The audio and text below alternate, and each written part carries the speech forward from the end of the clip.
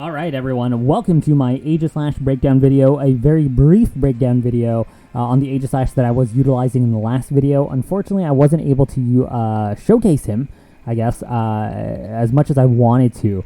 There just wasn't any prime moments for me to really send out Aegislash, and if there could have been, I just wasn't set up for it, or there wasn't, the battle just didn't last as long as I thought it would have. So it's just a very unfortunate situation there, but I will continue to play Aegislash. You will see Aegislash up on the channel, and I will continue to push and try to make improvements to this Aegislash, or just even make new sets for Aegislash. But you definitely will see Aegislash up on the channel. It is a very cool Pokemon, and I definitely want to give it that time. So if you're wondering how I ran it, why I was running it, hopefully this will answer kind of all of that. If you want to give it a try, definitely grab it, have some fun with it. It is a very cool Pokemon. Or if you have no idea where to even begin with Aegislash, hopefully you can actually grab some ideas here and there and actually put your own twist on it. Have some fun with this Pokemon. It is really cool. It comes with its own unique mechanic of going from Blade form to Shield form. It has phenomenal stats, not in terms of HP and speed, because when you look at those base points for that, it is just really dismal. I think it's like 50 and then 60, I think. It's just really low. But in terms of its attack stats, as well as its defensive stats, in whichever form it's in, it can go right through the roof, right? In Blade form, it has, I believe, a base power of 140 in attack and special attack. And then when it's in the Shield form, it flips to 140 defense and 140 special defense, and that sounds really awesome, but just know that it was actually crazier before, because I do believe in this generation he actually got a nerf. I do believe his stats were actually at 150 to begin with, and then it got nerfed to 140, but it's still a very strong Pokemon. And back in X and Y, if you were playing back in X and Y, this thing was an absolute menace. It was a tear. It had many different sets, but it pretty much made every single team. And eventually, if you were playing Smogon, it actually got banned into the Uber tier. If you're playing Smogon now, I do believe, unfortunately, this Pokemon is now in the underused tier, so how the mighty have fallen. But I think it's still a very fantastic Pokemon, so I'm going to take you through exactly what my Aegislash was and what it kind of aimed to do and all that stuff. This Aegislash is a lot different from current Aegislashes. It kind of feels more like an updated really early version of Aegislash, as where Aegislashes right now have more offensive pressure. They don't utilize King Shield at all. The items that they're going to be using are more offensive based, or help them to create more offense. So things like Choice Specs, Choice Band, and sets of like an Air Balloon with Swords Dance and 3 attacks, right? So anything to kind of maximize that. I myself don't know if I will be sticking with Leftovers. I just wanted to stick in Leftovers because I wanted to utilize King Shield, and kind of having them hand in hand, I wanted to try to manipulate the battles that I'd be in order to maximize Aegislash's longevity in battle, in order to kind of keep him on the field as long as possible, rather than using those offensive sets. And don't get me wrong, I see the merit, I see the value in those sets, but having that playstyle of throwing an Aegislash, potentially getting a knockout, then having to swap back out, just because he'll probably die in Blade form, is just not a playstyle I wanted to do. Or even just send him in, maybe I get a KO, and then maybe I do a little bit more damage after the fact, and then I get knocked out. I didn't want to play kind of that in my head, just from what I was looking at. So I wanted to play a little bit more defensively, and just see what I could do. Obviously, because I'm playing a lot more defensively, I lose a lot of that offense, but a lot of that offense is actually still there. Aegislash, like I said, has phenomenal stats, especially in Blade form. That base 140 attack stat is just absolutely ridiculous. So that's exactly what I kind of wanted to do there. Obviously, things like a Landorus and whatever kind of ruin what we have here even more, because Landorus would just come in and -1 attack us. We don't necessarily have the offensive capabilities of a Choice Band set, or even the ability to raise our attack with Swords Dance. So we're at an even bigger deficit than we were before, unfortunately. So It's kind of just like a weird double-edged sword. But the way that I'm playing this Aegislash, though, allows me to take hits that I probably normally wouldn't. This Aegislash is a lot more bulky, so the Aegislashes currently are running like 252 in whatever attack stat, whether that be attack or special attack, depending on if you're like modest or adamant, obviously. And then they put like 252 in speed. As where I'm going for the 252 HP, 252 attack, and I do believe I have like 4 EVs in special defense, if I remember correctly. That allowed me to actually take like a Magma Storm from a Heatran, an Earthquake from a Terrakion, and this is all in shield form, by the way. This is all in shield form that I'd be absorbing these hits. They do anywhere from like 60 to 70 something %, and then I can kind of smack them back. Obviously, because I'm missing that offensive capability that those sets would have, I don't have the luxury of potentially knocking out something like a Heatran right off the gate. I can absolutely knock out a Terrakion. Like, I can live an Earthquake and knock him out with like a close combat. But things like a Heatran take like a close combat, a Shadow Sneak, and he would have had to come in prior to with less health or on Stealth Rocks in order for me to potentially knock him out. Or I'd actually just have to completely high roll, or I don't know. It's really weird.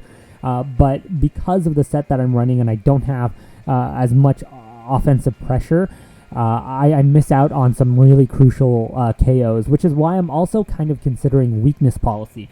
Because I have such an EV spread where I could survive the Magma Storm, I could survive the Earthquake, I could proc the weakness policy and gain bigger offensive pressure on the board.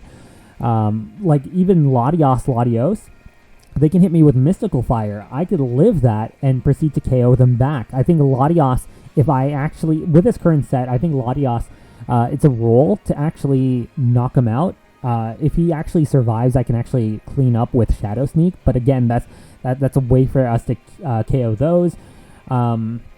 In terms of not having that speed investment, though, that's actually pretty huge. Because if you're like me and you play random battles online, you could be going up against anything. And unfortunately, one of your biggest nightmares is probably a Golurk. Which is odd. It's odd to say, but it's something that you kind of need to have in the back of your mind when you just have the capability of going up against anything. Golurk can outspeed this set and actually knock you out while you're in shield form with Poltergeist. So kind of just keep that in the back of your mind that, stuff like that can happen.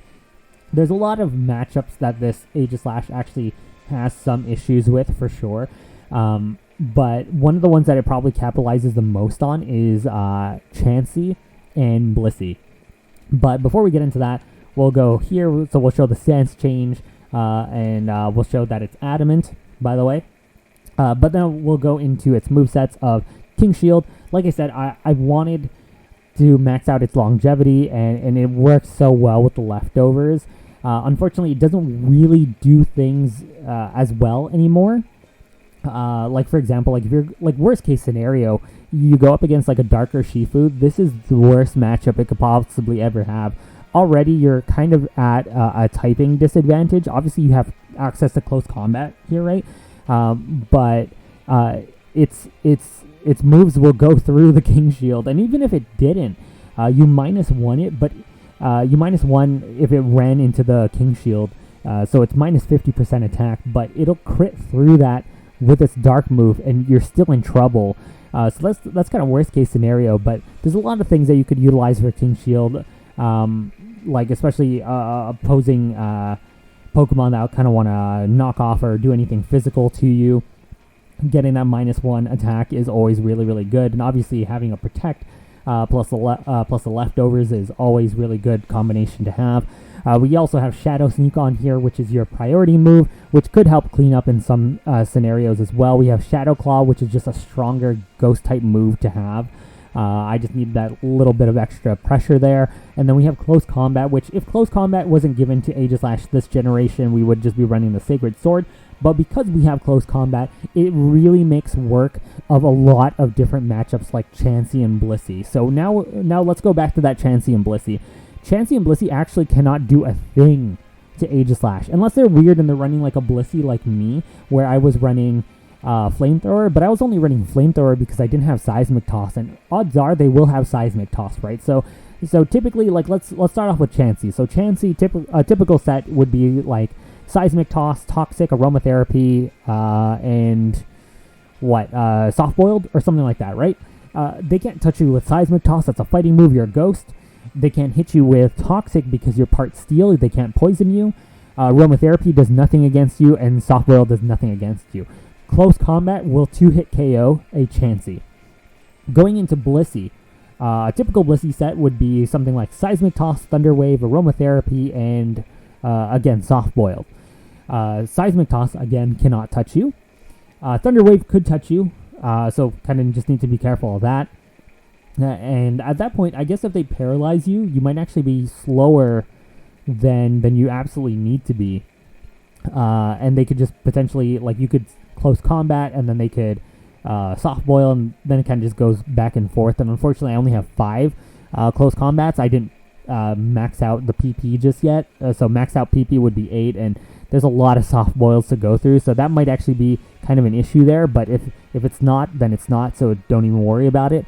Then Aromatherapy, again, doesn't matter for you, and of course the Soft Boil does nothing for you. So again, you actually 2-hit KO the Blissey. Blissey actually has really poor defense to begin with, so the double Close Combat will knock it out. The double Close Combat on the Chansey will knock it out. So very, very cool matchup there that you actually just complete hard counter, which is really nice. Is there anything else that I probably needed to go over? So there's a couple other matchups as well. Like a Terrakion, like I said, like you survive the EQ and shield form, it does about 65 to 77%. Then you KO it with Close Combat. Even if you don't KO it with Close Combat, let's say you're up against like a Focus Sash Terrakion, that's a CC and then a Shadow Sneak right there, right? So that's a pretty easy cleanup there.